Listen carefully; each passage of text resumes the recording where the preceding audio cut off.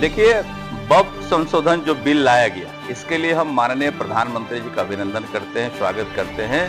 लोगों ने भ्रम फैलाया, खास करके ऐसे लोग जो उसका नाजायज फायदा उठा रहे हैं। उन्होंने पूरे देश दुनिया में भ्रम फैलाया कि ये मुसलमानों के खिलाफ है, मुसलमानों को इसका बड़ा फायदा मिलता था। हम कहना चाहते हैं कि आप भी मुसलमान हैं, कई हमारे पत्रकार भाई मुसलमान यहाँ बैठे हैं और देश दुनिया में बड़ी संख्या में मुसलमान हैं। हम उन लोगों से पूछना चाहते हैं कि वक्फ के बारे में आप क्या जानते हैं? आपको क्या पता है कि वक्फ की कितनी जमीन थी? ये आज़ादी के समय जब वक्फ बोर्ड में संशोधन हुआ था, उस समय कितनी जमीन थी? कांग्रेस के सरकार ने बार बार संशोधन किया और इसको असीमित पावर देते गया।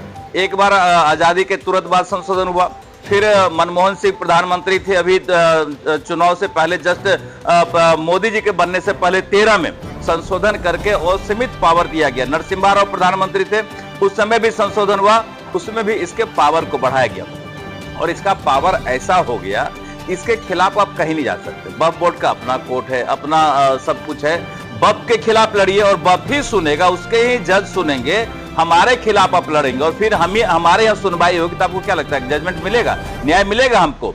और सबसे बड़ा इसका असीमित पावर यह था कि आप किसी भी जमीन पे 4 दिन बैठ जाइए, नमाज पढ़ लीजिए और कह दीजिए वक्फ का जमीन है, तो कोई सुनवाई नहीं होगा, ना किसी कलेक्टर के यहाँ, ना किसी कोर्ट में। वो वक्फ का ही बोर्ड है, उसी में सुनवाई होगी। ये तमाम चीजें गलत हो गई थी। इसका बड़ा उदाहरण ये है कि वक्फ के पास कितना जमीन था। कई तरह का आते रहता है आंकड़ा, हम तो सबसे ज्यादा आंकड़ा मानते हैं कि 9 लाख एकड़ जमीन था और 9 लाख से आज बढ़कर के 39 लाख एकड़ जमीन हो गया। जमीन कहां से है? जमीन क्या बच्चा पैदा करता है? जमीन कैसे बढ़ता है? ये तमाम चीजें गलत थी। अब इसका फायदा मैं मुसलमान भाइयों को बताना चाहता हूं कि निश्चित रूप से इसका फायदा आपको दिखेगा जब इसमें चंद लोग बैठे हुए थे और पूरी तरह इसको नाजायज फायदा उठाते थे, इसके कमाई का लूट किया करते थे। इससे बड़ी कमाई है, लेकिन किसी को नहीं पता है। जो गरीब मुसलमान भाई, उनको पता ही नहीं कि वक्फ का जमीन क्या होता है, संपत्ति क्या होता है, इसका फायदा हमको क्या मिलना चाहिए। तो मुझे लगता है कि माननीय प्रधानमंत्री जी ने फुल प्रूफ ये एक संशोधन लाया है। इसका बड़ा फायदा जो गरीब हमारे मुसलमान भाई हैं उनको मिलेगा। इसकी बड़ी कमाई है, इसके कमाई का पूरा डाटा आएगा, इसका पूरा व्हाइट मनी प्रोजेक्ट होगा और कितना कमाई आता है और कितना आता था पहले, ये सारा क्लियर होगा। जितने फर्जी लोग इसे अतिक्रमण करके बैठे हुए हैं, फर्जी तरीके से बड़े बड़े लोगों को एग्रीमेंट कर दिया है महंगी जमीनों को सस्ते दर पे, ये तमाम चीजें चेंज होगा।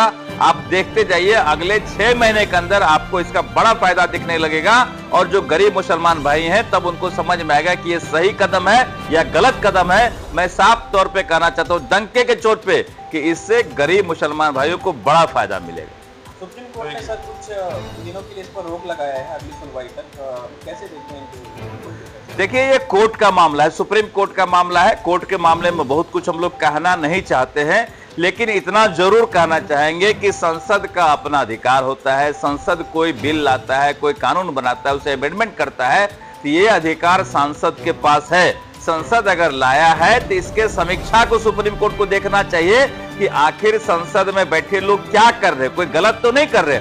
अगर कोई बड़ा गलत हो जाएगा तो प्रूफ के साथ आप फिर कोई कोर्ट जाएंगे तो रोक सकते हैं, लेकिन अगर संसद में ये बिल पास हुआ है और इसे संशोधन किया जा रहा है तो सीधे सीधे इसे रोकना मुझे नहीं लगता कि ये ठीक होगा।